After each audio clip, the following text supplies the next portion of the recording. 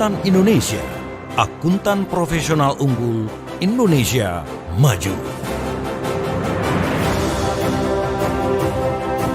Ikatan Akuntan Indonesia, IAI, telah berkiprah mendukung pembangunan SDM dan transformasi ekonomi Indonesia. Akuntan memiliki peran penting dalam pembangunan nasional yang berkesinambungan. Profesi akuntan mendukung upaya peningkatan profesionalisme SDM Indonesia agar bisa optimal berkarya mendukung pembangunan ekonomi yang efisien dan transparan.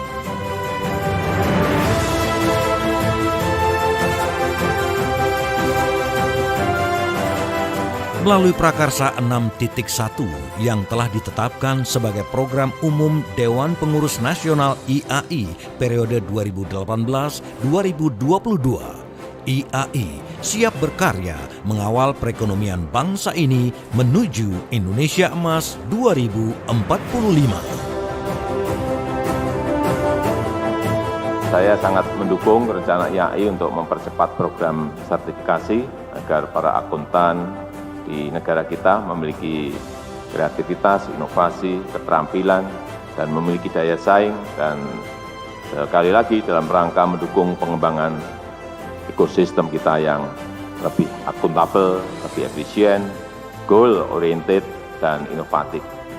Tanggung jawab itu terwujud melalui Chartered Accountant Indonesia sebagai identitas akuntan profesional Indonesia dan telah mendapat pengakuan kualitas secara global.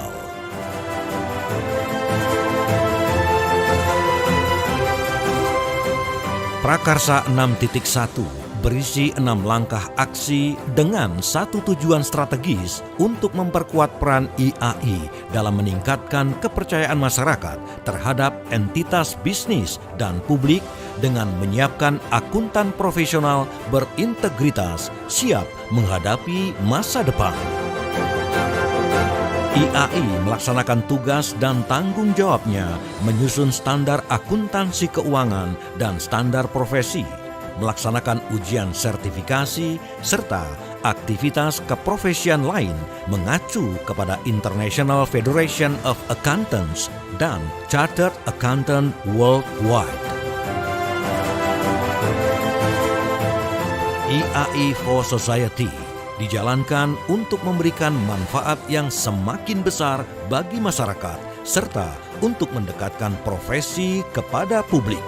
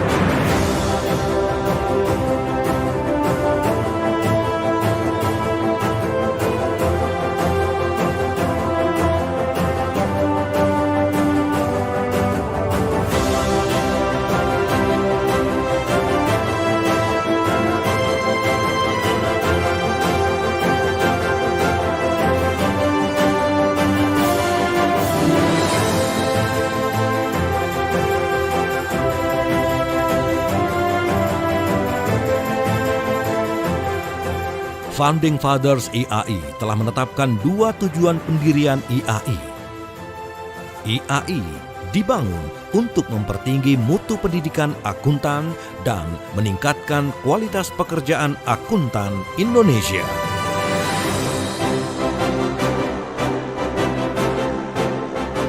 IAI menguasai perubahan, menyiapkan masa depan.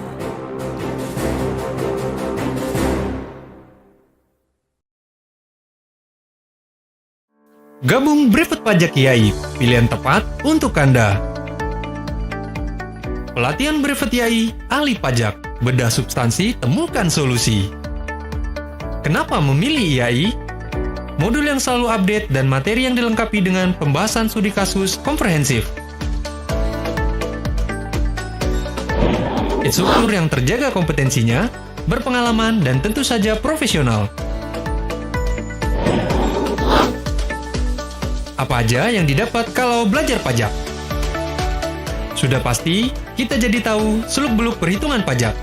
Menjadi kuasa hukum perpajakan mewakili perusahaan, meningkatkan karir dan menunjang profesi. Kalau ingin menjadi konsultan pajak, belajar brevet pajak juga bisa sebagai langkah persiapan USKP. So, banyak kan manfaat belajar brevet pajak?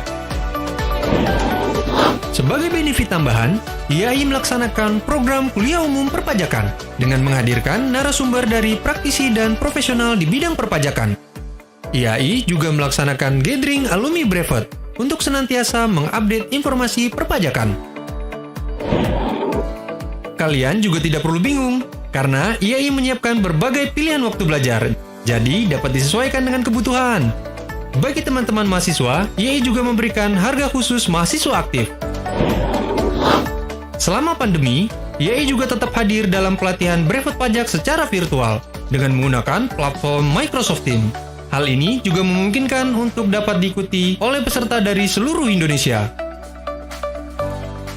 Dan, untuk diketahui, pelatihan brevet pajak terapan IAI juga diperkuat dengan MOU antara IAI dan Direktorat Jenderal Pajak. IAI juga memiliki kompartemen akuntan perpajakan. Yang salah satu kegiatan rutinnya adalah menyelenggarakan regular tax discussion yang mengupas isu perpajakan terkini.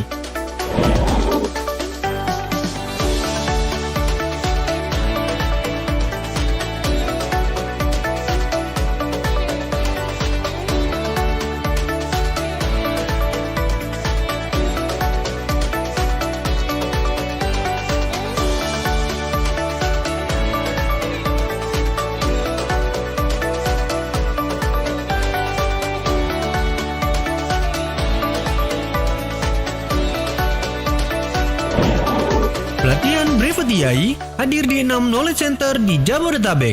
IAI Knowledge Center Menteng, Moy, Serpong, Kedoya, Fatmawati, dan Sumarekon, Bekasi.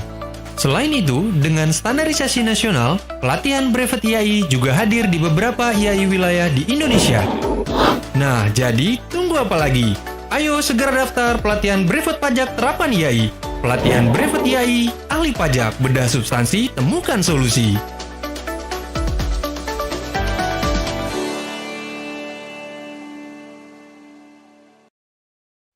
Your business is a living thing, growing and evolving based on the decisions you make, the directions you take. Chartered accountants have the breadth of skills, commitment to ethics, and global expertise to help your business thrive. We are uniquely experienced to make a difference to your world. Choose a difference maker. Choose a chartered accountant.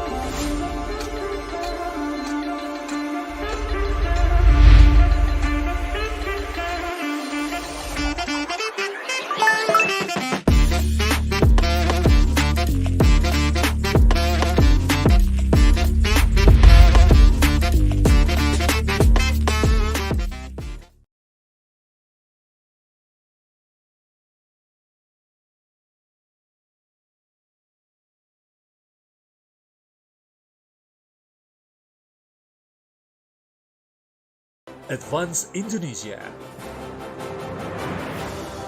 The Institute of Indonesia Chartered Accountants (IAI) actively supports the development of human resource and economic transformation in Indonesia. Akuntan memiliki peran penting dalam pembangunan nasional yang berkesinambungan. The accountancy profession is supporting efforts to improve the professionalism of Indonesian human resource so that they can work optimally to support efficient and transparent economic development.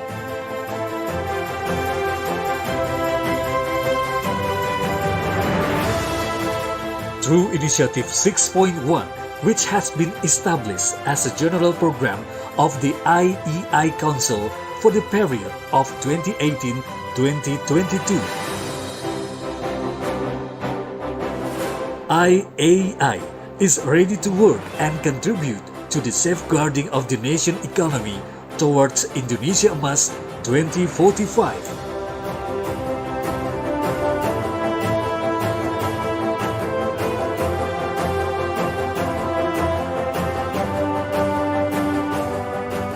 Saya sangat mendukung rencana IAI untuk mempercepat program sertifikasi agar para akuntan di negara kita memiliki kreativitas, inovasi, keterampilan, dan memiliki daya saing, dan sekali lagi dalam rangka mendukung pengembangan ekosistem kita yang lebih akuntabel, lebih efisien, goal-oriented, dan inovatif. This responsibility is materialized through the Chartered Accountant or CA Indonesia as the identity for Indonesian professional accountants, and the quality is globally recognized. Initiative 6.1 includes 6 steps of action with one strategic objective to strengthen the role of IAI in increasing public trust in business and public entities by preparing professional accountants with integrity ready to face the future. Kepada generasi muda akuntan Indonesia yang menjadi peserta di APAFest, saya berharap agar para akuntan muda juga mampu menguasai teknologi. Jangan pernah berhenti belajar. Manfaatkan kesempatan untuk memperdalami dunia keilmuan dan pengalaman berbisnis, sehingga kemampuan kalian dapat terasah.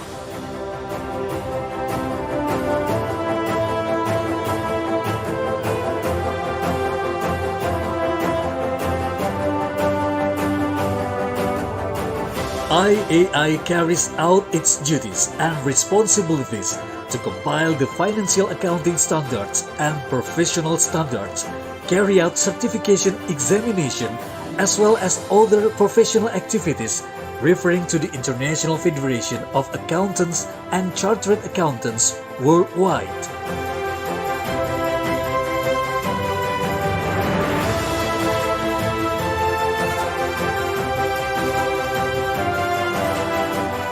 IAI for Society is run to provide greater benefits for the community and to bring the profession closer to public.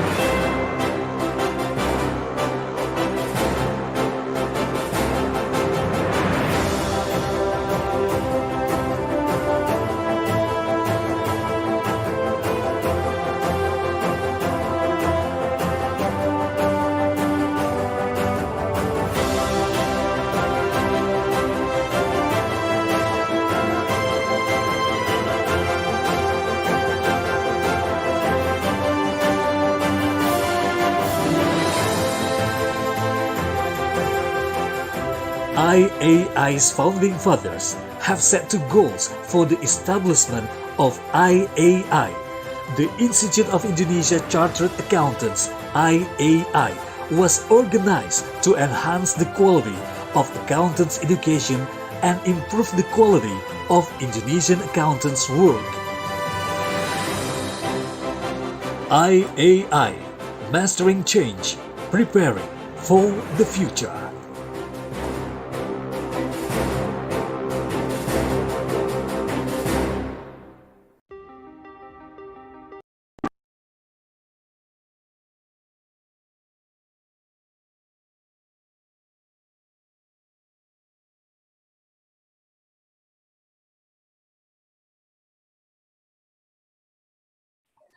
Cek.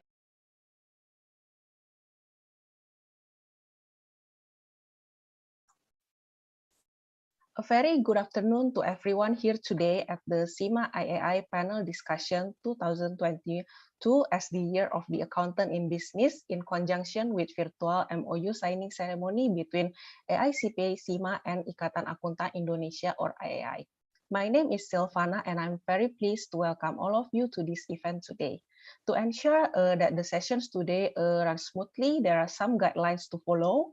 First one, we expect participants to mute their microphone to avoid any background noises during the session.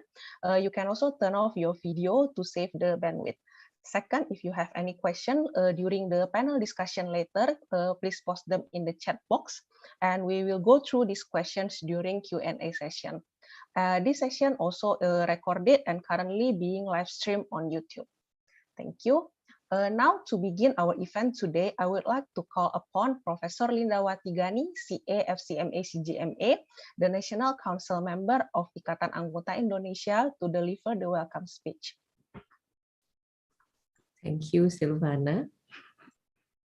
Honorable Ms. Irene Tang, Managing Director, the Global Market, the Association of International Certified Professional Accountants, Mr. Venkat Ramanan, Regional Vice President of IAI-CPA, Mrs. Elizarni, IAI Executive Director, ladies and gentlemen. Praise to God Almighty for the opportunity to hold the CIMA IAI panel discussion today with entitled 2022 as the Year of Accountant in Business, in conjunction with the Memorandum of Understanding virtual signing ceremony between the Chartered Institute of Management Accountant and Ikatan Akuntan Indonesia. As National Council member of IAI, the largest accounting professional association in Indonesia, I welcome the MOU signing between IAI and CIMA to jointly improve the accounting profession in Indonesia. The area of collaboration in this MOU is very important, including to establish a management accounting pathway for chartered accountant in Indonesia to attain CIMA qualification through the CIMA route and to facilitate the progression of CIMA Indonesia holders who are joining CIMA program road as they successfully complete the program. As of December 2021, the number of CA-IAI holders were recorded at 31,282, who in fact are eligible to participate in this program after fulfilling other specified requirements. This MOU is also intended to continue the CIMA IAI pathway, which consists of the two programs, namely the CIMA IAI Strategic Leaders Program and the Young CA Program, to enable CA Indonesia holders to gain the CIMA professional qualification by sitting only on the CIMA Strategic Case Study exam and to collaborate on CIMA IAI joint research, as well as many other collaboration in the future. The collaboration between IAI and CIMA is very strategic, considering that both institutions are part of the Global Accountants Organization, namely International Federation of Accountants or IFAC. Taking flashback view, IAI has had an MOU with CIMA since October 2016. With today's signing extension of MOU, it means that IAI and CIMA will jointly build and strengthen the professional accountant globally. Both associations are also committed to maintain the quality of professional accountants and to contribute to the economy, especially to robust the growth in the era of the new normal. Distinguished guests, ladies and gentlemen, we certainly understand that COVID-19 has not yet been fully resolved, both in Indonesia and the world. But there are good signs that optimism is growing. In Indonesia, the second phase of vaccination rate is approaching 80% already, while the third booster is currently being boosted by the government. With the growing optimism of COVID-19 recovery, business leaders still cope with the uncertainty and risk, even at the greater level. This needs anticipation, including by accountant, whose role as co-pilot and strategic partner of the business, to think ahead what needs to be done. In fact, advancement in technology that had been worried in the past become necessary key factor for business to survive and even grow during the pandemic era. Pretty sure that the role of technology will heavily influence the business world, and accountants need to be fully aware of becoming digital and tech savvy as well. That being said, upskilled accountant will have strategic position as business leaders need to be more agile and ambidextrous in order to create more value added for the whole society. As business co-pilot and partner, a professional accountant must show technical skill together with social skill and awareness on the issues affecting the society. However, recent survey shows a fact worth our attention. A recent survey of the CFOs tried to discover what skills gap they identify among their teams. More than 38% of the respondents said that not everyone in their finance team has the broad business leadership knowledge or skill required today. A similar number, around 35%, also indicated that not everyone on their finance team has the skill to help with more strategic work like analysis and planning. So upskilling finance and accounting teams and in technology, data analytic, financial analysis is now a strategic imperative for the CFOs. International Federation of Accountants, as a global accounting organization, has defined the professional standard of accountant in business, including having skill, knowledge, and expertise tested by examination and continuously developed in a structured and monitor context. Second, committed to the values of accuracy, honesty, integrity, objectivity, transparency, and reliability, subject to oversight by a body with a disciplinary powers, and belonging to a recognized accountancy body, upholding professional standards and approaches in the discipline of recording, analyzing, measuring, reporting, forecasting, and giving advice in support of financial management and strategic decision. Ladies and gentlemen, another strategic imperative accelerated by COVID-19 is a focus on sustainability for long-term health of organization and the planet. COVID taught us that we are all global citizens and that it is possible in today's interconnected society to insulate or to isolate ourselves from global risks and problems like climate issues. In this area, IAI had made a commitment to early involvement in the development of the International Sustainability Standard Board, ISSB, which will be developed a comprehensive base of high-quality global standard to meet the needs of global investors. IAI has also developed a new chartered accountant format that will strengthen its position as a trusted leader in business, finance, and accounting in order to enhance its strategic role as a trusted leader in effort to achieve the SDGs in Indonesia. In 2022, accounting and finance team will have the opportunity to increase their visibility and their value within the organization. Management accountant will be at the front and the center of this trend, and I believe they are more than ready. I also appreciate the selection of the webinar title 2022 as the Year of Accountant in Business that shows the strategic role of professional accountant to anticipate all the things that I mentioned earlier, and also in conjunction with the IFAC official recognition to engage the role of accountant in business.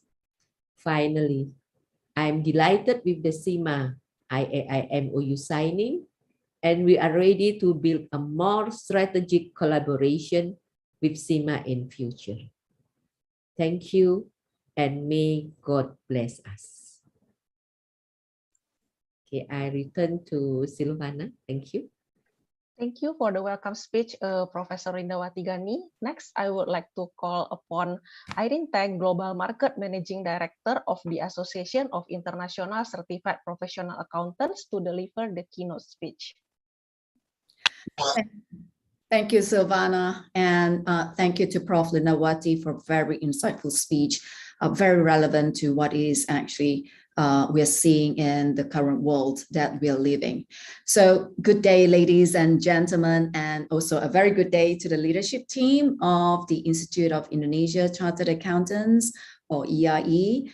Of course, Bu Eli Zani Hussein, Executive Director of EIE, and Professor Rindawati Gani, EIE National Council, and Park Edward Tanujaya, Director of Partnership and Member Services of EIE. As said earlier, it is so good to see you virtually, and it has been such a long time since we last met. So, ladies and gentlemen, I am delighted to join all of you this evening for this CIMA IAI panel discussion that has been brought to you through the strategic partnership between CIMA and IAI. And you heard it from Prof. Rindawati just now. Our partnership with EIE has spent almost a decade, and for this, I wish to thank Bu Eli for making this partnership ever stronger over the years. And of course, my sincere thanks also goes to Professor Rindawati for her strong support and her great passion for promoting management accounting in Indonesia. I'm indeed proud to know that she is known as the mother of management accounting in Indonesia. So I'm also grateful to Park Edward for his constant support and engagement with CIMA. And this evening, especially, he will be our moderator for the panel discussion. So again, a very warm welcome to all of you. You heard earlier from Prof. Rindawati about the crises, the change, and the evolving world that we're living. So I think everyone would agree that the world has changed tremendously over the past 2 years with the effects of the pandemic, which is being felt all over the world. Prof. Rindawati in a speech said that the pandemic is yet to be over, and not just Indonesia, actually for the whole world. We are still recovering and very much in transition, out of this pandemic. We need to be strong in the face of crises and build our resilience as we move forward. So the Association of International Certified Professional Accountants, which is the unified voice of CIMA and American Institute of CPAs, we have adapted to the continuous changing environment. We learn and we continue to thrive. And we are very humbled by the strong strategic partnership with IAI as we work closely together for the good of the accounting profession in Indonesia. I would like to speak more about change, and I would like to invite you, ladies and gentlemen, to join me in reimagining the accounting profession in this ever-changing world and how it has transformed the profession. Next slide. The previous slide. Sorry, Venkat. So in today's marketplace, nearly all companies are reimagining who they are, what they offer, and how they deliver services and products. So too has the accounting profession. You heard Prof. Linda Wati earlier said, we as an accounting profession, we too realize this change. And for the association, meaning both IAI-CIMA and CIMA, we had to pivot, adapt very quickly, and reimagine the way we support our members and students, especially how we deliver our professional qualification and how we build partnerships to support the growth of the profession worldwide. Next slide, Venkat. Thank you. So, question is, what keeps business leaders up at night? As we move forward, there are many concerns that top executives see as their biggest risk for 2022. A disrupted global supply chain, new COVID-19 variants, rising inflation, and government regulatory changes, but none that I mentioned just now ranks higher than talent acquisitions and retention challenges. I think many ladies and gentlemen, joining us today, you'll be nodding your head when you heard this, because I believe we are actually facing the same challenges. Now, this is again validated by a new survey released recently by an accounting and consulting giant, PwC. Yet, despite worries about talent shortages and 77% of executives saying that hiring and retaining talent is very important to their growth, and less than a third said they had implemented and were planning to keep increasing compensation for employees through sign-on bonuses and raises outside of the usual review cycle. Another 31% said they had put in place such increases, but plan to revisit them, while 22% said they were under consideration, but a final decision hadn't been made. So you would see that the monetary benefits were thought to be the tool to motivate and retain talent. The survey, which queried nearly 700 US C-suite leaders in January, nearly 2/3 of whom work for Fortune 1000 companies, showed that the greatest percentage of employers were planning to continue was hybrid work arrangements, with 43% saying it was something they had implemented and planned to keep. Still, 34% said they had allowed hybrid working arrangement, but will revisit that. Similarly, just 23% said they had implemented ways for employees to permanently relocate outside of a primary office location, while 27% say they had allowed that policy could revisit it. So only 31% said they believe talent shortages will ease this year, which means majority of the 69% not believing so.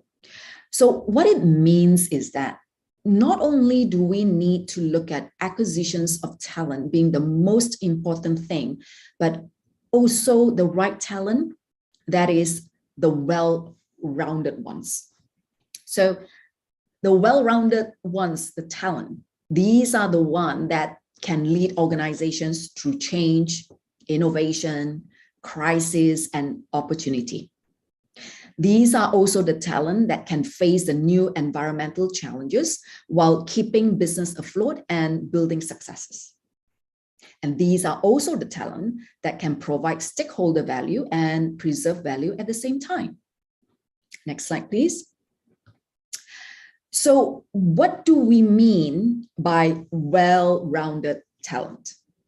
What has emerged is the need for a finance professional with a wide grasp of business management, risk management, people management, and change management skills, and who have an understanding of the technology landscape combined with business finance skills. Sounds familiar? Yeah, Prof. Lindawati just mentioned the same just now in her welcome speech. So there is a new mandate for the finance professional to become a true value partner to the business. The fast-changing business landscape has shifted the focus of finance from a rear view mirror to a windshield view role. The shift is from cost and historical information to value and forecasting the future. This is why we see finance taking a seat at the strategy table, as all business decision-making involves the need for accurate financial accounting information. And that's what we call accountants in business. Now, this accelerating shift is rapidly exposing skills gaps in the finance and accounting teams, and this need to be addressed. There is a need for new and enhanced skills built on top of the deep technical accounting and data skills in the traditional finance and accounting background. This is what we call the T-shaped professional. So you can see the diagram, that's the T-shape, okay? So the deep technical accounting and industry knowledge with a set of horizontal boundary crossing skills on top. Yeah, so on the top, this is where you see the new boundary crossing skills, which is the strategic and critical thinking, leadership and sense making, communication and storytelling, anticipation and serving evolving needs, and last but not least, integration and collaboration. In fact, 2 more boundary crossing skills have showed up in the North American Financial Executive Summit, which was held late last year. So the 2 new ones that we found was data analytics and agile mindset. What you are seeing here is the CGMA competency framework that is aligned with the T-shaped professional, which I've just shared. The framework was first introduced with the 2015 CIMA syllabus, and it sets out the skills and competencies that employers identify as essential for their finance staff across a range of industries, organization sizes, and role levels within an organization. So the competency framework reflects our findings on how finance professionals are expected to apply accounting and finance skills within the context of the business and organizations in which they operate. It also reflects for the first time how technology and a digital mindset will be required to affect and influence their own decisions. And not just decisions, actually includes actions and behaviors and those of their colleagues within the wider organizations. So to be able to do this, the 5 sets of skills have been identified: technical accounting and finance skills, business skills, people skills, leadership skills, and digital skills.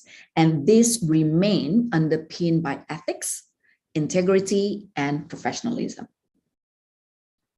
So if we have learned anything in 2020 and up to now, 2022, is that we are ready for anything, even the unimaginable. The association were quick to adapt.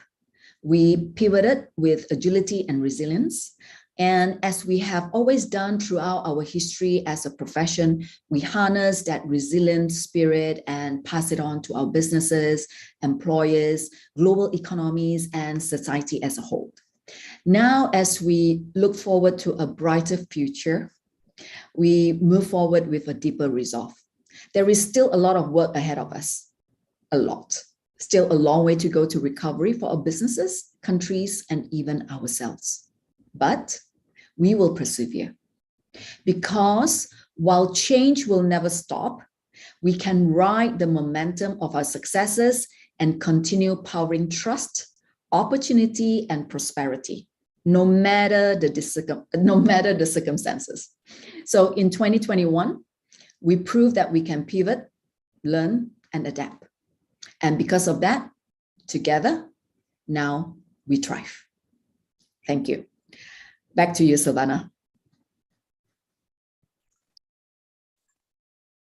Thank you for the keynote speech, Irene. Before we proceed to the next session, I would like to inform to all participants that the link for the attendance form will be posted at the end of the event. Thank you. For now, we shall witness the signing of Memorandum of Understanding between IAI-CIMA and Ikatan Akuntan Indonesia or IAI.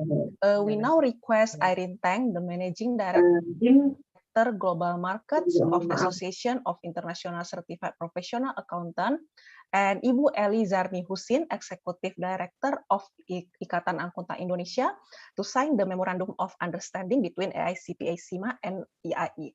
We also invite Professor Lindawati Gani, National Council Member of Ikatan Akuntan Indonesia, and Bapak Dwi Putra Widianto, Indonesia Country Manager of the Association of International Certified Professional Accountant, as the witness for the MOU signing. This MOU signifies the establishment of a formal partnership between IAI-CIMA and IAI with the involvement of IAI to advance the finance and accounting profession in Indonesia.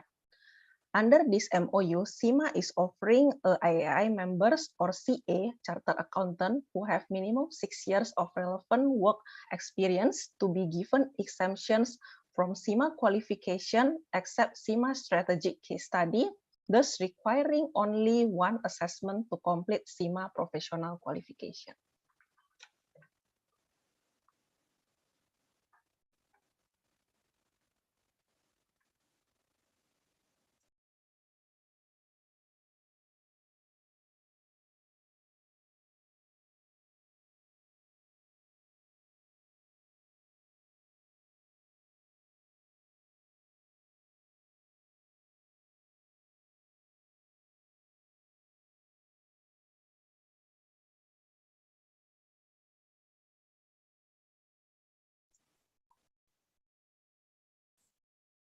We now invite the two signatories and witnesses for a quick photo session.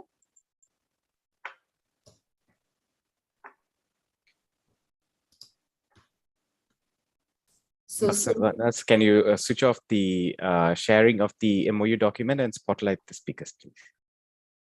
Oh, Bella, can you please? Okay. Thank you. Because can we go through the signing one more time again, because the document was there. So if you can, Ibu Eli and Irene, can you all sign, and then we can have the video. Sure.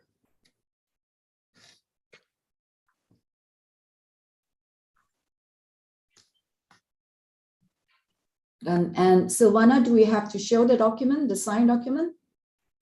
Yes, please. Yeah. Yep. So we will switch off the virtual background, right? Please switch off the virtual background for Irene and Bu Eli, so we can see the paper. For Bella, please help to take the photo. Thank you.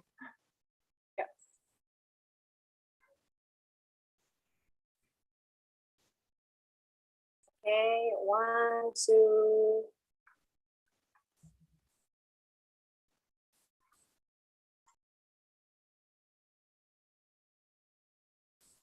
Yeah, okay. One more time. I think one more time.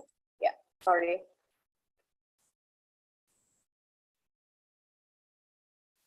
Okay.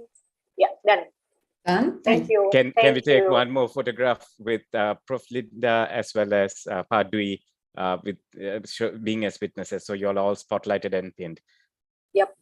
Thank you. Smile.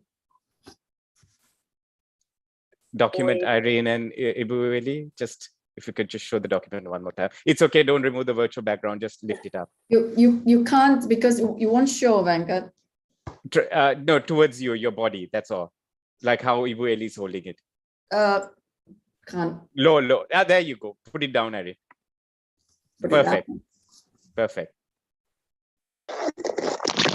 Okay. 1, 2. Yep.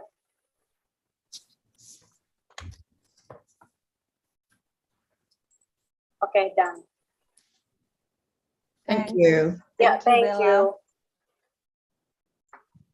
Now moving on to the next part, I would like to introduce the moderator for our session today, Pak Edward Tanujaya, CA, ACMA, CGMA. Edward Tanujaya is a Director of Member and Partner Services of Institute of Indonesia Chartered Accountant or Ikatan Akuntan Indonesia IAI. He is also a lecturer at Department of Accounting, Faculty of Economics and Business at Universitas Indonesia. In terms of professional experience, he was previously a junior partner at Expert Consultant, a director at Penerbit Salemba, member of Audit Committee at PT Eka Dharma International, and an auditor at Ernst & Young Indonesia.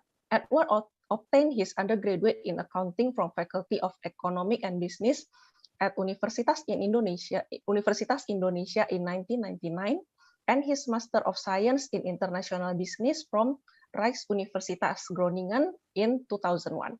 Edward is currently a Chartered Accountant Indonesia, ASEAN Chartered Professional Accountant, and Chartered Global Management Accountant. Over to you, Pak Edward.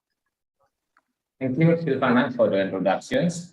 Good afternoon, everyone. I'd like to say hello and then welcome to everyone here, all participants to our two-day events, the CIMA IAI joint webinar. We have the topics, a very interesting one, to 2022 as the year of accountant in business. And I'd like to greet especially Iron Tang, the Managing Director, Global Markets, ICPA and CIMA, Professor Indawati Gani, IAI National Council, and also professor in Department of Accounting, Faculty of Economy and Business, Universitas Indonesia, Ibu Elisarni Husin, Assistant Director of IAI, and also Pak Dwi Putra Widianto, Head of CIMA Indonesia. And today, we have, as a follow-up of our official signature of IAI and CIMA MRA, we are going to have very interesting panel discussions. And my old friend here, Venkat Ramanan, will be the one that will deliver the presentations regarding our topics today, where we are going to discuss about the significant role for accountant in business. And as Irene, in her presentations, actually, in the opening remark, mentions a lot of information about what we need to do as accountant to anticipate the changing in global world. And we witnessed that in the past 2 years, so many events affecting business and also on our daily life. And there are a lot of risks being faced by business society. And we as accountants, we are part of the business society. And as accountant, as Professor Linda has mentioned, we are part of, not only the navigator, but the co-pilot of the business where we progress. So without further ado, let us invite Venkat to deliver the presentations. But before that, allow me to introduce to you Venkat Ramanan, who is the Regional Vice President for Asia Pacific Management Accountant of the Associations of International Certified Professional Accountant. And as we know that the associations is actually combines the strength of American Institute of CPA and Chartered Institute of Management Accountants. Probably everyone here in this room know CIMA, and IAI-CPA. FENCAT takes the lead for the associations for vision, strategy, and growth in the Asia-Pacific region, covering Southeast Asia, Australasia, India, and MESANA countries. FENCAT is a chartered global management accountant by professions and a fellow member of CIMA. He is receiving an education, executive education from INSEAD in France, I believe, and also Master of NLP and Certified Performance Coach. So, good afternoon, FENCAT. Hope you're ready to, again, amuse us with your presentations. And then, actually, it's 5 p.m. in Jakarta time, and probably you know very well that 5 p.m. in Jakarta time, this means traffic jam. So probably some of this audience that thanks to technology, they can join Zoom, but while they are driving or by taking taxi or taking a bus. But that's okay. That's the beauty of having a Zoom meetings in this afternoon. Yeah. But I think, FENCAT, you have a lot of things, and I saw your materials very interesting. So without further ado, the next 15 or 20 minutes is yours to deliver presentations. FENCAT, Monitor is yours. Thank you, Paidu. And again, congratulations and wishing EIE and collaboration between the association all the best.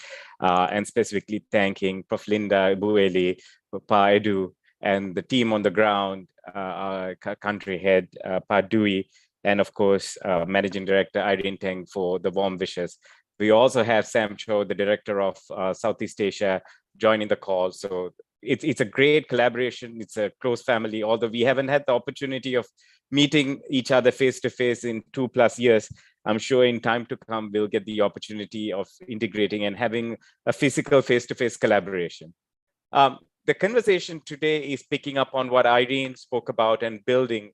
Irene spoke about reimagining the profession from a personal end and looking at yourself in terms of the changes that are required by the industry, changes that are required in terms of individual needs to refocus.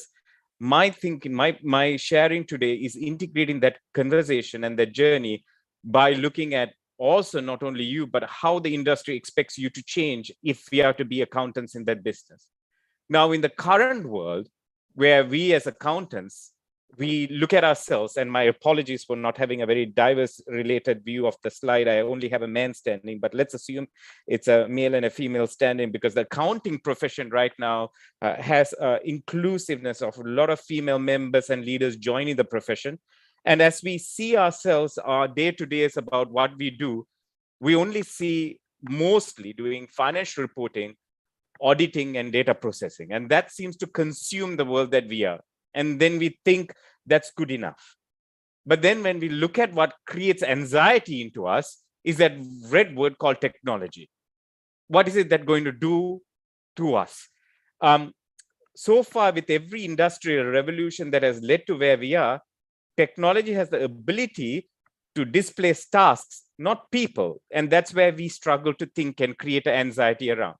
So technology is an opportunity that we need to transform that red color to a purple color, but we need to think beyond ourselves in our roles of just doing financial reporting, auditing, and data processing, because as Irene said, the T-shaped professional requires you to do more. Let's go deeper dive down into why we need to do that more.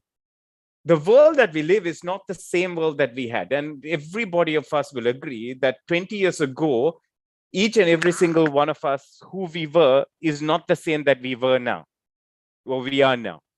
So human beings, by form, do not like change. We like certainty. We like a rational world. We like to live in a world where we know the outcomes. We know what's going to take place.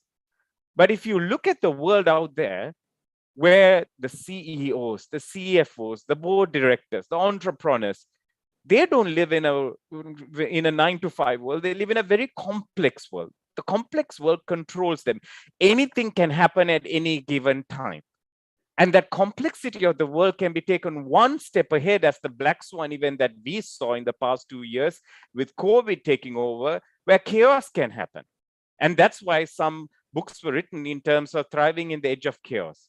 So What does it mean, a complex world? And Irene spoke about the most important aspect in terms of where business leaders are being kept up. And 44% of them, as she completely alluded to, was talking about retaining the workforce talent and making sure that we are developing the future talent.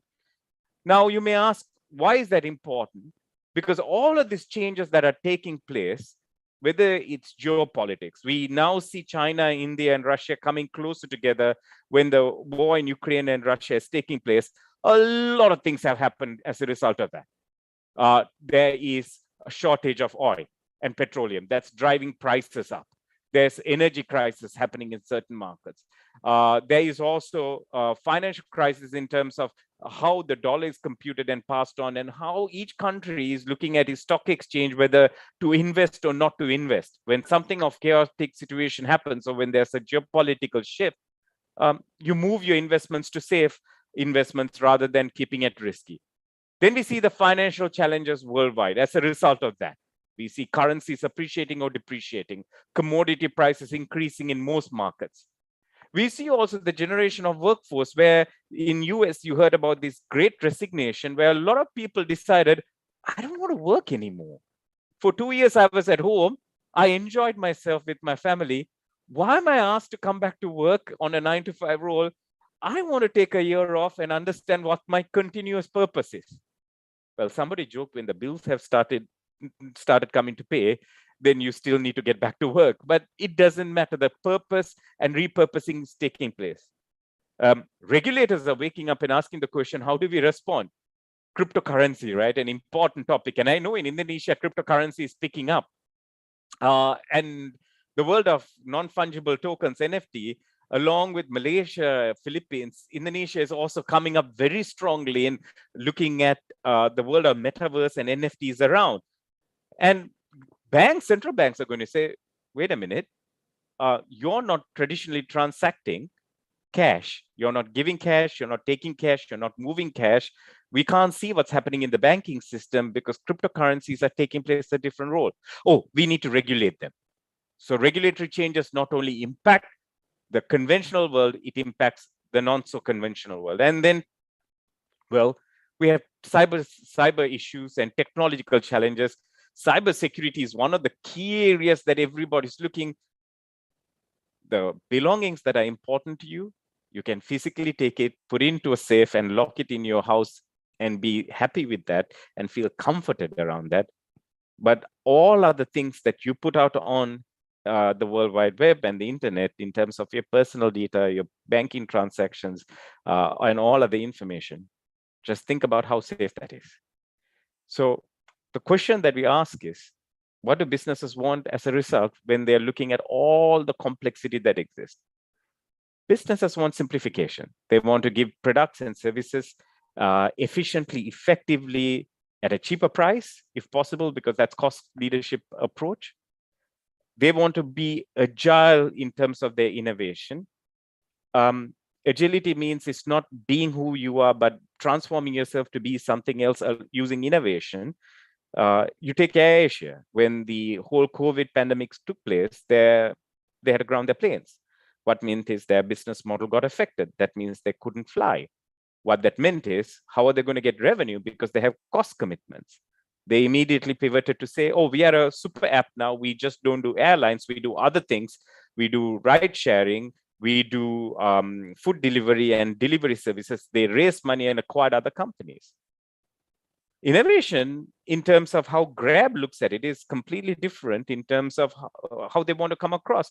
Grab, yes, is brilliant in terms of delivering and supplying transportation and logistics with regard to food and people. But they said, wait a minute, we have to use innovation at a different end. Because if you look at the environmental, social, and governance concerns that exist, we cannot add in more cars and motorbikes. We have to work out to cut down traffic. We got to work out to cut down our carbon footprint. So they work with the National University of Singapore to create what you call smart cities, in terms of when a person needs to commute, rather than commuting at 3 o'clock in the afternoon, which he or she always does. They are working using artificial intelligence to say, why not you leave half an hour early? Not only you get to your destination 20 minutes earlier than traffic, because Jakarta, we know how traffic can be and how bad it is, but you'll also save 15%. That's how you're looking at innovation and agility. And that also means organizations need to respond faster, quicker. They don't work in the traditional 9-to-5 world. When business models keep changing, they need to be able to meet the customer's requirement faster. So while this is all going on, the question is, where are you standing? Are you in the rational world as an accountant in business? Or are you understanding the chaotic world and are able to support businesses in a complex environment? Because if you are going to look at yourself as an accountant in business and call yourself that by only producing financial reports, looking after auditing, and processing data, let me give you a stronger wake up. We're redundant, because that's not how the world works. And we need to think differently, and thinking the difference is to understand what challenges that we are facing and how to overcome it. But take example Deloitte. They spoke about how the finance function is changing by 2025. Really interesting. I can't remember the last time I withdrew cash. But do you use digital currency or use cash most of the time? What is it that you use?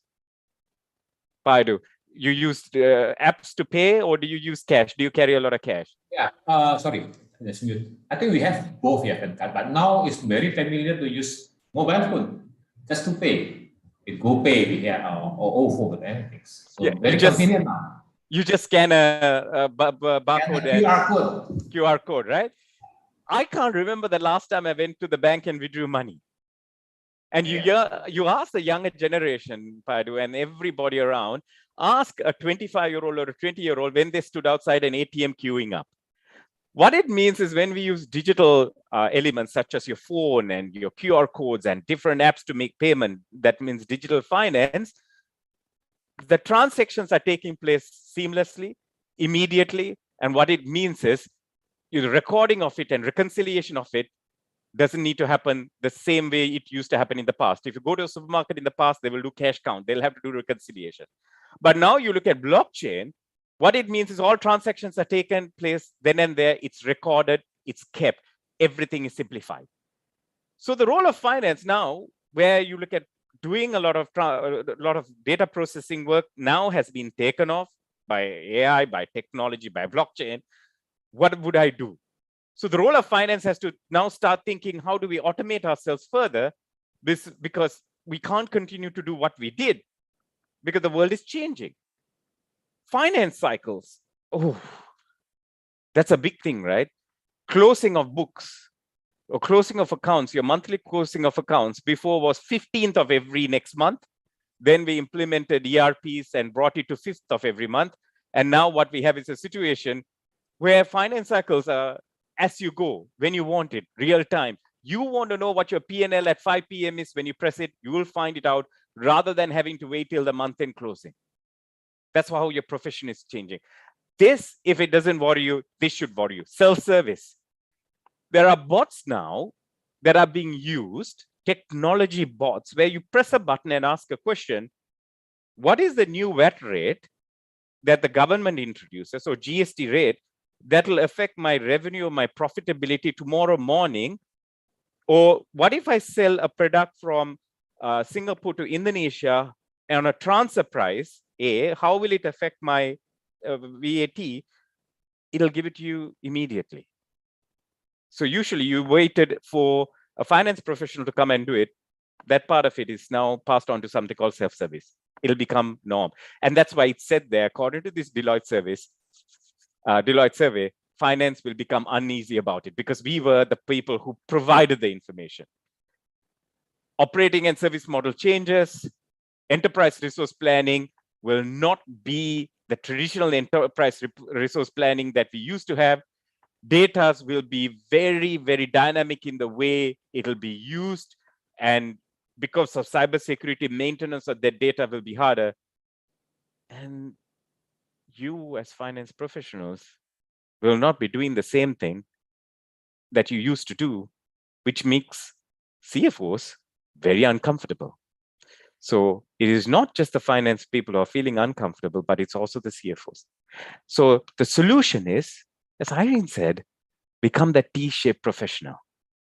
Because becoming that T-shaped professional, if you look at it at a normal finance function, where you used to do financial reporting, auditing, and transaction processing, and then worrying about technology and getting anxious about it, as Irene said, our business skills, people skills, leadership skills, digital skills are embedded into what we call strategic business partnering.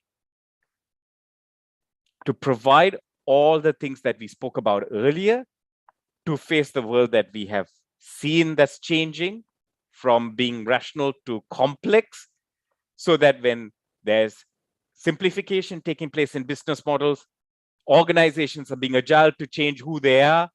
Gojek started as a transportation company, but it's not transportation anymore. They're, for me, I love them because they are super app.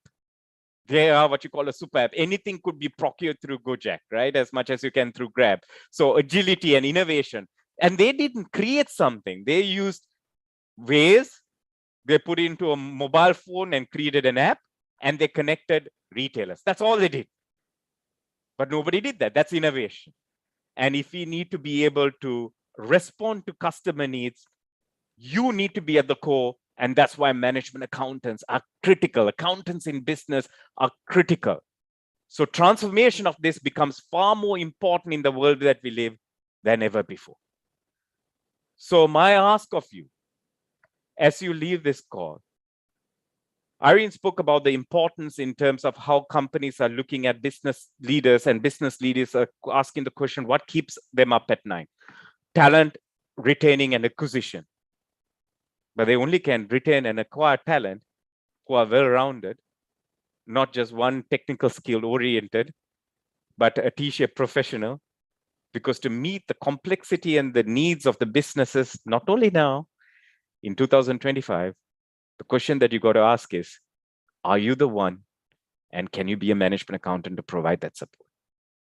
Over to you, Payadu.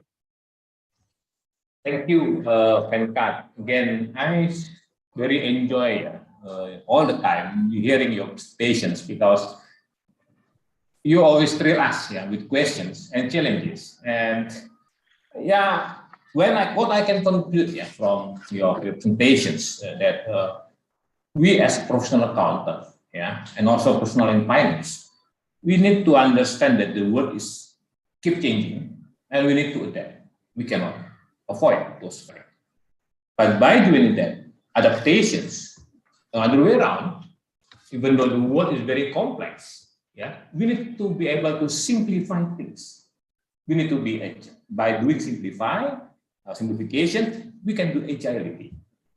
And then by doing that, we need to try for innovations all the time, and then become responsive toward any changes that will come follow. And I think it will never ending. Change will never ending in the future. And understanding technology and data is very important, I think, very strategic things. And those opportunities are also a threat, because data security, data breach, cyber security issues is very important. And then I think we understand that in finance and banking sectors, they are very prone toward this technology crime, theft, and other things. We can see, I don't know, in Singapore, Malaysia, but in Indonesia, there's some reports that money that we save in banks will be gone because someone, right? And also, as I mentioned earlier, now I hardly remember when the last time I went to the bank queuing, to take money in the bank tellers.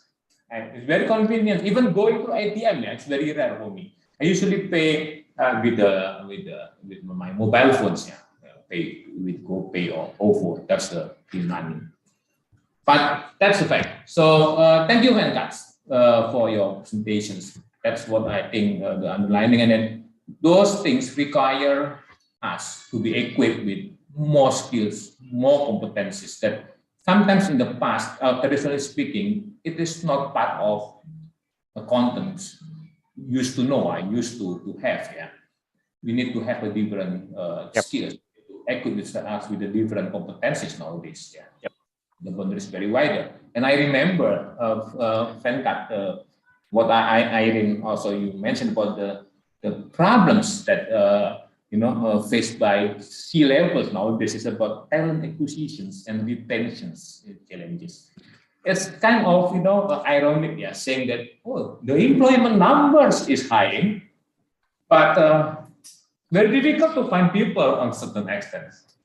Just a couple hours before, my wife complains of difficulty to find suitable candidates to work with her. And very difficult until now the problem. And also here in EIE also we are looking for some candidates for filling strategic positions. We still have difficulty to find the suitable one.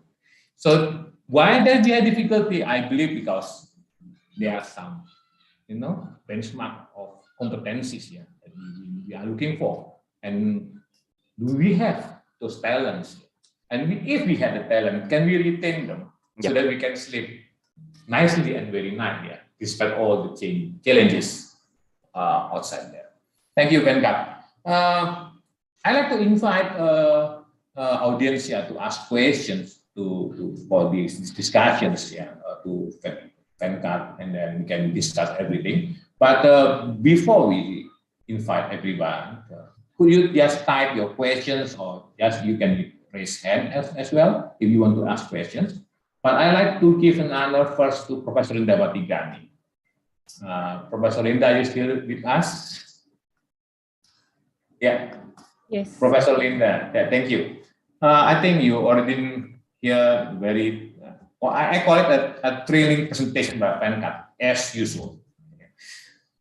Is there any comments from you, Professor Linda? And then if there are any questions that you may extend to Venkat regarding the presentations? Yes. Thank you, Edu.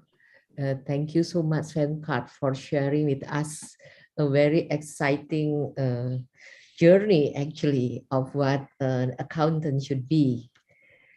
Maybe I'm very much interested actually in what you mentioned just now about the T type of professional, the T-shaped professional. And as all of us aware, maybe if we go back to the international education standard that we all adopt, which is issued by IFAC, actually the T one, I mean the white one, it is actually had been covered over there. But all this while, we are to focus actually on the technical function, and all those financial reporting focus. But as we see what is actually changing, and it's not just now, but it's actually quite some times already, and it is getting more rapidly lately. What is actually in your mind to be able to cope with these changes? Because up till now, many people, if we are talking about accountant, a professional accountant, what in their mind are still auditor, and then still a financial report preparer, and not going to some extent to be a strategic partner, or as what I mentioned just now, the co-pilot actually for the company. Because we cannot be only in ourselves in an age, but we have to combine, we have to cooperate, we have to synergize with all the management team, right? But I think many of the professional accountants still do not aware of their function actually. But what is your advice on this? And hopefully, what changes that we have to make, maybe in the education side, or how to socialize and make this happening? Thank you. So, Prof. Linda, you look at it in the past, when take for example a taxi driver. A taxi driver technical skills is just not limited to driving a car, right? Everybody knew to drive a car. So that was not considered technical skills. The technical skills for a taxi driver is to be able to take you from point A to point B, knowing where point B was before all technology and everything came. So they were in demand, they could make money. And did we care about their soft skills? No. Did we care about the interpersonal skills? No. Did they care about whether the AC is working in the car? No. Did we care about how the car looked like? No. But then the technical skills became replaced by just a simple application called Waze. Now anybody could drive you from A to B. You don't need to be a taxi driver. A person who's working full-time wants to earn some part-time money can become one. So the technical skill, which used to be knowing someone to take A to B, got just replaced by a Waze application on your phone. The only skill that you need to know is to press that to start that. Now think about us as accountants. If we still insist in terms of our dynamic skill, that's the deep skill, as Irene presented, the deep skill of technical, and says nobody can come into that territory because I know IFRS 1, I know IFRS 10, I know IFRS 15, I know how to do reconciliations, I know to prepare corporate accounts, auditing, I know how to do auditing. The auditing in future is we're going to be auditing the algorithms rather than auditing the process. Because technology, just like how Waze came, is going to take that. We need to step out of the comfort zone. That knowing that the technical skills are the only one that can take us forward. But we also need not to be afraid to learn, unlearn, and relearn. This is something that we constantly say. Just because I graduated as a professional accountant 20 years ago doesn't mean I'm still relevant. My skills were lost 10 years ago. So I have to learn new skills. I needed to learn how do I work with people better. I needed to be a better leader to lead my team. How do I communicate? If I, Prof. Linda, if I can't sit with you and have a negotiation or a collaboration, my team and your team won't be able to get this done. So imagine typical finance people seated there to do negotiations. They will only look at one. So the key thing is we need to look at the tasks that we do. One time or the other, technology is going to take that task.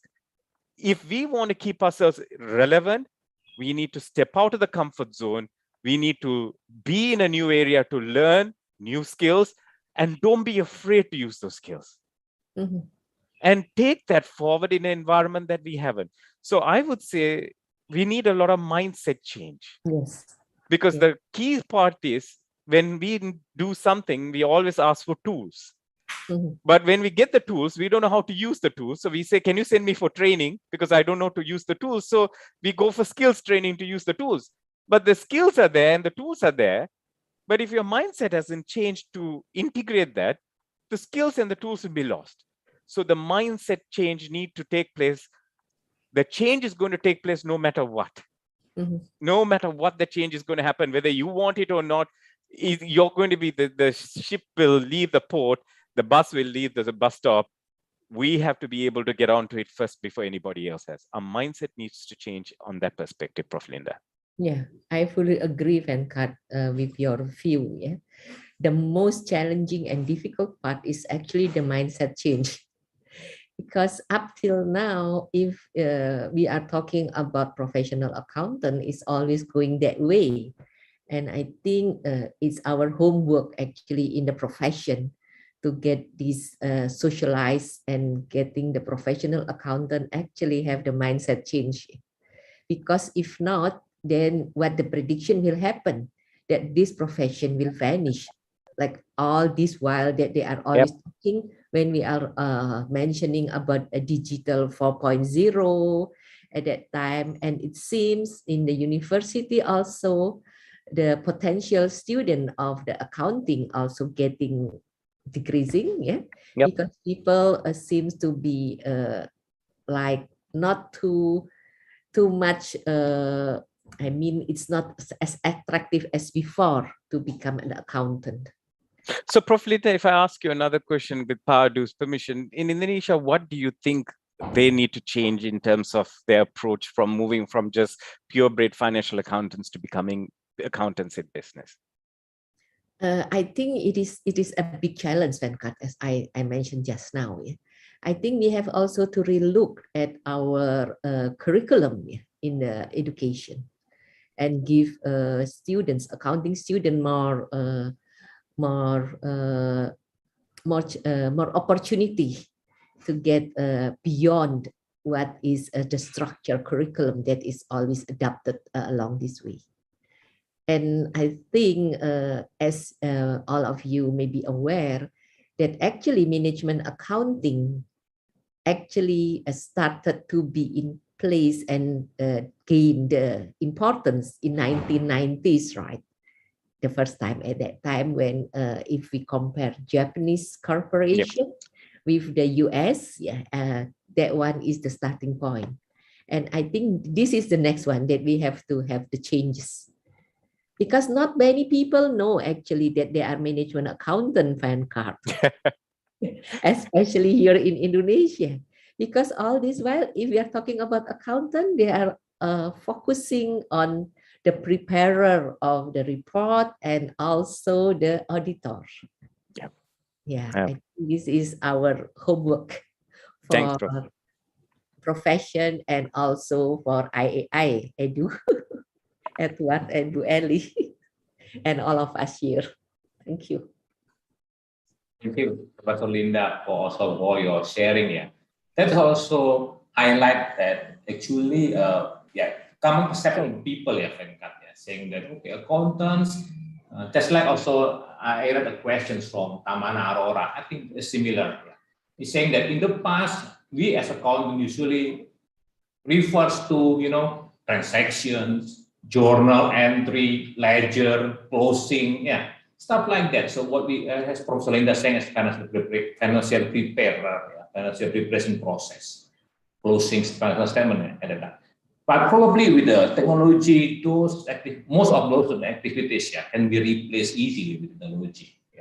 So as Fenton has pointed out, probably if we just stick out our function and role only on financial preparer activities, probably we are going to lose, at competitive advantage. That will be happens. But of course, as accountant, we need to again strive, adapt, and change. So there's a question saying that should we move our profile as accountants to be a consultant, for example, so that we can cope with the changing landscape in finance, business society, and others. Any opinion? Well, you can change your title any way you want to, but what you do and what you speak, if it doesn't change, you're still an accountant. But may I add on what Venkat has just responded? I think we are still the information provider. That is our strong point, and we have to capitalize on that. But we have to go beyond just the information provider, but also part of the decision maker by having all the knowledge that just now has been shared. We have with the T, the upper one, the vertical one. And you're right, Prof, because the role of accountant in business is to create value and preserve value. That's how we see it. So why does it come to us more than anybody else to do it? Because we understand where cash is. We understand the data behind cash. How is cash generated? How is cash spent? Because we have the data behind it. We have the insights behind it. And to your point, Prof. Linda, we are the ones who help make decisions because we are the ones who give the key insights. Acquire, don't acquire, grow, don't grow, move away, divest, because we understand internally how the cash functions, but we also have an understanding of the external environment. So we are consultants only as long as we move to that area, not keep what we're doing. So that's where we become the storyteller. We are, because connecting the dots, joining the dots, because we can see how our cash position is, how are the external positions changing. We can connect the dots. We can bring our thinking integrated to understanding and creating the story behind the numbers and telling different stories to different stakeholders. A shareholder who wants to buy shares has a short-term or a long-term thinking, but it is us to convince them as to why should they invest in a company. when we bring suppliers in, we need to work in terms of understanding their value addition and tell them why they should be supplying to us as much as getting new customers in. So there's a lot of things that we as finance professionals do because we have the insights and we have a way of communicating that insight so that others can make decisions. Maybe more than that. But still, yeah, we need to prepare ourselves. It is not something that just happen by automatically, but we need to equip ourselves. We need to prepare ourselves, so that we can be those storyteller and that's suitable with external parties, either shareholders, creditors, or even general public, because they require information. Yeah. So there's a question that relate to that from Sylvie Giono to Venkat. So how CIMA can bridge the content to keeping up with these changing situations, current technology issues, and in fact all those agility things that we need to understand in business world. Any comment, Venkat? Two points to that. Now, if you looked at the CGMA competency framework shared and explained by Irene, in 2010, if you looked at professional syllabus, which Prof. Linda also had looked at past, you wouldn't see technical skills, people skills, business skills, leadership skills. In 2019, we brought about our syllabus along with 2015, and we put embedded in the middle what we call digital skills. So what we saw was digital skills is not just a standalone skills, but digital skills affects technical, digital skills affect people, digital skills affect leadership, and digital skills affects business. So we brought that up, and in the past, our syllabus used to be changed every 4 years. We can't do syllabus changes every 4 years now. We call it evergreen. We change the syllabus as and when we find something is rapidly changing and specifically driven by technology. So we bring that. And we have a new project or a program called the Finance Leadership Program, where students can be self-driven to study the qualification through a digital learning platform in which the entire qualification has been embedded in. And to bring the changes, we do it immediately. The second perspective is members. Like me, I qualified as a member 22 years ago. Now, if you ask about digital skills, if I don't know what's happening, I will look blur in front of everyone going, I don't know. But what CIMA has done is we have introduced something called the Digital Mindset Pack. Every year for our members, we give the Digital Mindset Pack free of charge. It's about 240 to 270 pounds valued of it. In that, the first instance of the Digital Mindset Pack, when it was introduced in 2020, had artificial intelligence, the impact of which, blockchain, the impact of which, it had RPA, the robotic process automation, the impact for the auditing profession. So what we do is every year we keep bringing those Digital Mindset Packs to our members, asking them to learn that so that they can continue in that learning, unlearning, relearning. And finally, we keep talking to the business leaders and we keep doing our own research as well to understand what the impact of the future change so that we can integrate into our syllabus, plus making sure our members are kept relevant. Thank you, Venkat. I think CIMA already predict nicely but what we need to do in the future so that our profession accountant still can be still relevant. Probably because it's almost time that we should end. I have one more question actually. Probably Professor Linda can also give a response. Yeah, because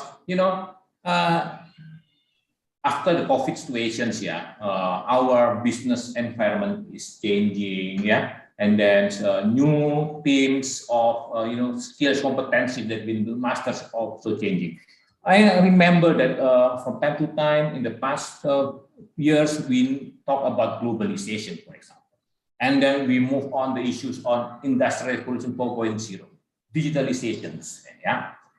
Now the themes is actually about sustainability, and probably you know that also. Yeah, Professor Linda, I think.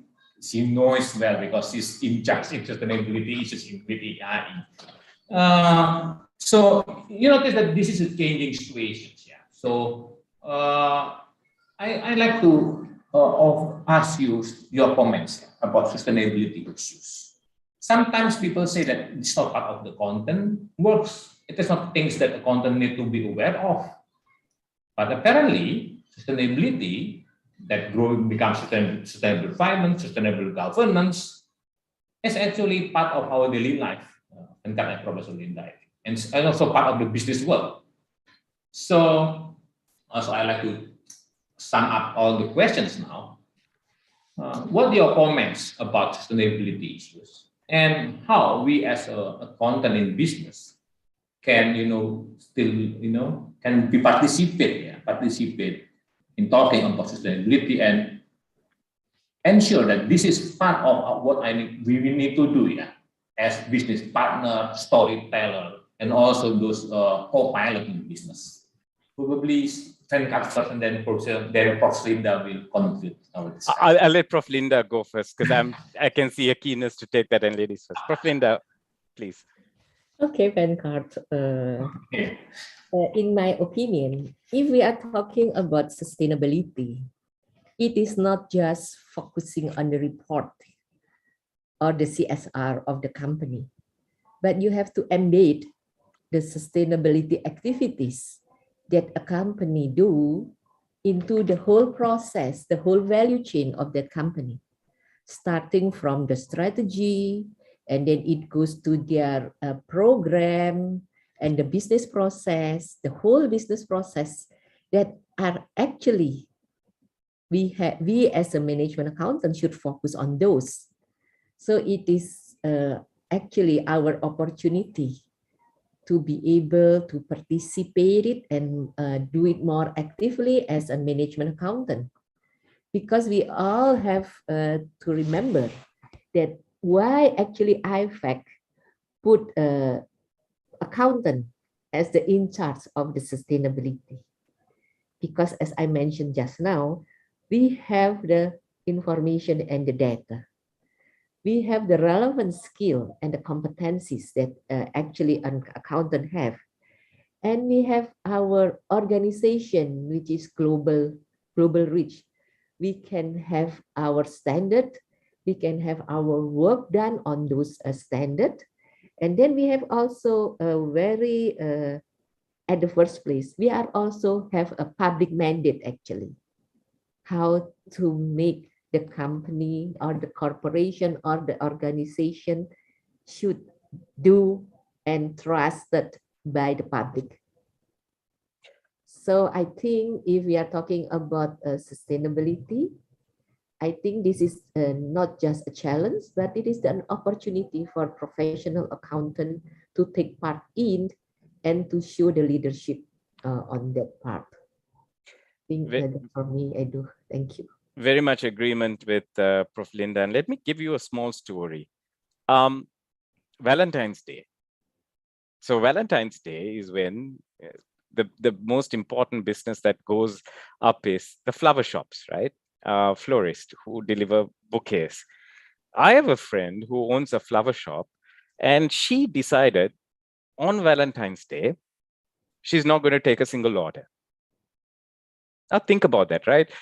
Valentine's Day would be the peak business for them, where they can earn more money, there'll be more customers, you can curate whatever price you want. But she decided no. Why? Number one, she said, ordering flowers during Valentine's Day is a logistical nightmare, and it's not good on the carbon footprint, because the amount of supplies that need to come from the locations that need to come, how faster they make them come, and the prices the suppliers charge specifically at a high demand is not sustainable. Second, when she gets the flowers and she sells it to the customer, it's not sold at a normal price, because the suppliers already charge a higher price. She has to increase the price. And she thought the flower business has to be different. She took a governance decision with her partner saying, I'm not going to sell the flowers during Valentine's Day. And how did the entire list of customers and those around reacted? Was they applauded. They didn't buy much of the flowers during Valentine's Day. Actually, in a week or two, they started buying flowers and telling their loved ones, every day is Valentine's Day. So you have a small boutique size shop that takes an environmental decision that doesn't want to impact the world in terms of driving overreaching demand for flowers that creates carbon footprint issues. Then the social concerns around that is you're charging higher price from suppliers are charging higher price from you, which you're transferring to the customer, which is not a social thing to do. And governance is two people who run the business, which cash flow is important, took a decision not to. Now, to Prof. Linda's point, every organization need to look at sustainability, especially from an ESG point of view, environmental, social, and governance, and ask the very question that we have to put people over profit, and we have to put planet over profit, because gone are the days where you go out and say, my number one objective is profit maximization at any cost. Because people, and especially the younger generation on this call today, I can see some of you all, are very driven to make the decision saying, I don't want to be part of that. I will ask the right questions from the company I invest in or buy products. And you can see more and more of them are coming out and saying, this is sustainably sought out product. We also conscious about social issues. We contribute towards them. And our governance is very transparent the way we run things. Why are finance leaders important in that? Because we understand the end-to-end business. I didn't put it in the comment. We are not backbenchers. We are the forerunners of the business because we understand everything about the business. We understand the finance side of the business, where cash comes in, cash goes out. We understand how decisions are made. We understand how businesses are impacted. We are the key drivers of sustainability more than anyone else. So rather than saying, I don't understand the content, don't look at sustainability as sustainability, but look at it as a story. What I do, how it impacts, how can I change that? That will change the mindset of the society, that will bring good governance, and will create positive environmental impact to everyone. Thank you for the comments, Venkat. Prof. Linda, do you have anything to say to end our discussions? I think I fully agree with what Venkat has just mentioned. Yeah. And now is the time how to internalize actually the way we think and the mindset that an accountant should have to be able to support the SDGs in the world. Because if not, we will be on a certain nest that is not actually part of the whole ecosystem that we would like this world to be. And this is actually not just the challenge, but it is the great opportunity for a management accountant to take part in it. I mean, the professional accountant in business to be actively taking part on that one. Because we are all have our ethics, right? We have our code of ethics as a professional accountant, and it is that is our foundation actually to build up the whole thing and to get what just now Venkat mentioned. Thank you, Professor Linda, for the nice conclusions that you offered to us. And then I will not conclude anything from our discussions. Actually, the discussion is start to heating up, yeah, but times things that is almost done. And it's a pity that we have a very short time, but probably next time, Prof. Linda, when Venkat comes to Jakarta, we are going to have more interesting discussions face to face, and I believe we can invite more audience to come, and then we can talk many issues about what we need to prepare as accountants, so that we can be relevant as a storyteller, because we understand what's going on, and it's not be kept for ourselves, but we need to share it. But of course, when we want to share it, we have to use a different language. We have to be able to simplify. We have to be able to be agile and understand the context. That's, I think, a very important keywords. And I like to thank Irene, because her statement actually is a good conclusions. Accountants are no longer the backbenchers of business, but with all the skills and competencies, accountants can be the forerunners of the business. Irene, you want to say something or not to conclude? I can tell you, Dr. Edward, I think whatever Prof. Linawati and Venkat has said, they have actually said what I in my mind. I just want to plant that positivity, that confidence to all our accountants, especially the younger generation. You know you are more than what you are today. So the future of what this whole world is all about, they talk about the SDG or ESG, whatever it is, you are leading. And it's all about storytelling. From the marketing point of view, people no longer believe advertising, you know, that people are moving away, wanting to know what value our organization bringing to the society. And you know what? If as finance professional, you are unable to curate that, I don't think no marketing professional will be able to tell the story, not even the CEOs of organization. So you know how important you are.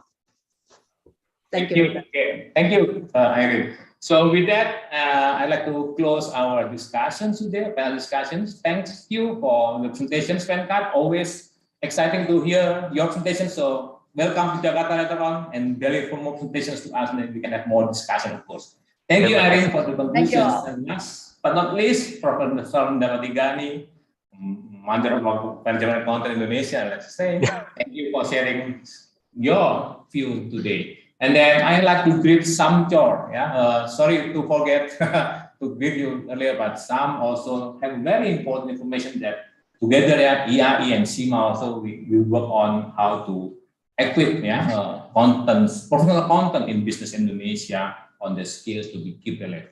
Thank you again. So thank you, Professor Linda, Venkat, and Irene.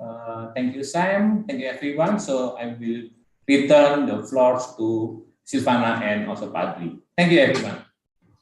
Thank you, Pak Edward. Now we will hear the closing remarks from Bapak Dwi Putra Widianto, Indonesia Country Manager for the Association of International Certified Professional Accountants. Right. Okay. So, ladies and gentlemen, we have reached the end of CIMA IAI joint panel discussion, which is called 2022 as the Year of Management Accountants in conjunction with Memorandum of Understanding virtual signing ceremony. On behalf of Chartered Institute of Management Accountants and Association of International Certified Professional Accountants, I would like to express my gratitude to all participants who joined for today's panel discussion. We're also hoping that the session that will be delivered by Venkat, Professor Linda Watigani, and also moderated by Pak Edward would give a new perspective, and most importantly, providing you with this agile thinking, digital thinking, which I believe will be useful for your future career.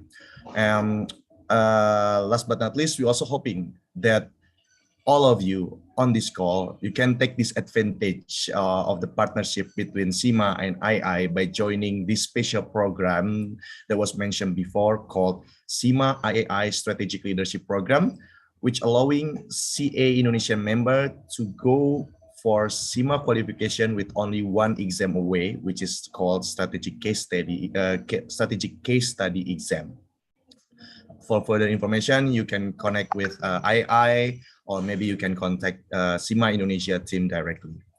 Before we close the session, can I ask you all to turn on your video so we can take the group photo together, so at least we know those of you who will be in on this photograph could be the next future finance leaders, right? So may I ask all of you to turn on the video so we can take a group photo all together?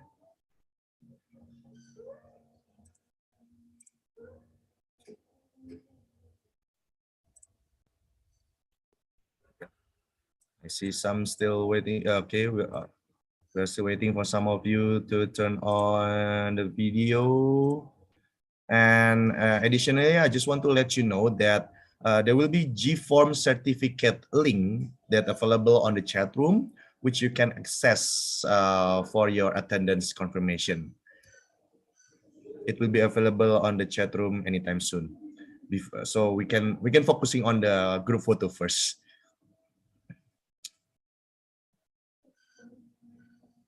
Okay, let me, Bella, can you help to count?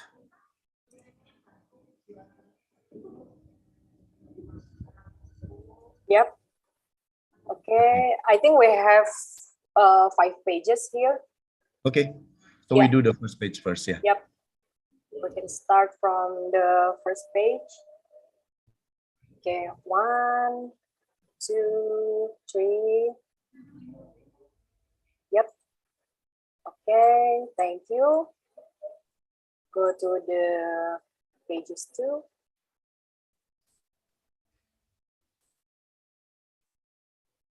One, 2, 3. Thank you.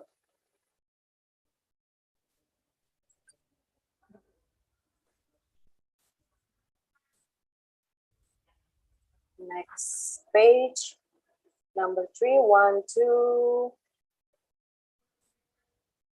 Thank you.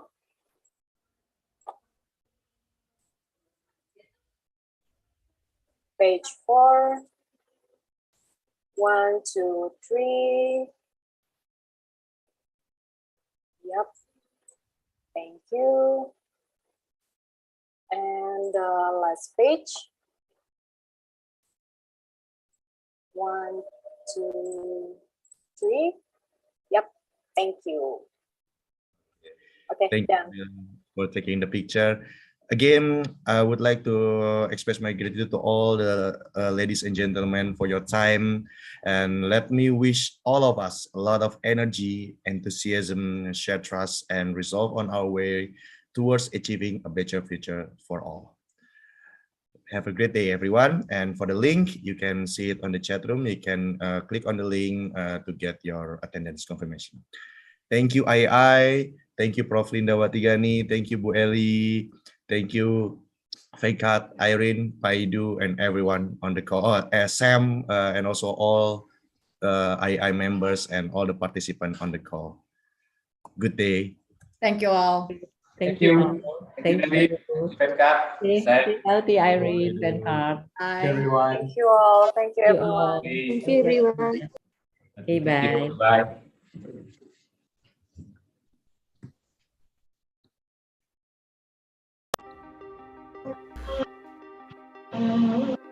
Our story is one of choices. Choices that have helped us focus on what matters most to make things better.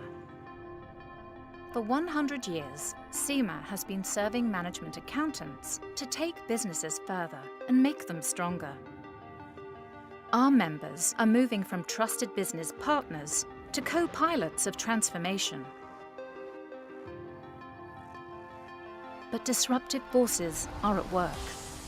Businesses are faced with radically new technologies. Their markets are going digital. Their customers growing skeptical. Computers are not far from overtaking human potential. The future of businesses will be decided by the capabilities of finance professionals. Our choice is to power a digital skill set and a future-ready mindset. The ability to learn, unlearn, and relearn, rather than purely technical knowledge, will define a finance professional's future success. We enable management accountants to be navigators of disruption and drivers of trust, opportunity, and prosperity in a complex world. Management accountants will have to be early adopters of new technology, adapt to constant change and evolving business models globally, and move from controlling costs to creating value. Our story is one of choices.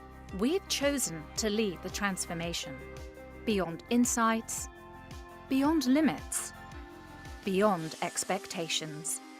This is the future of finance. Welcome.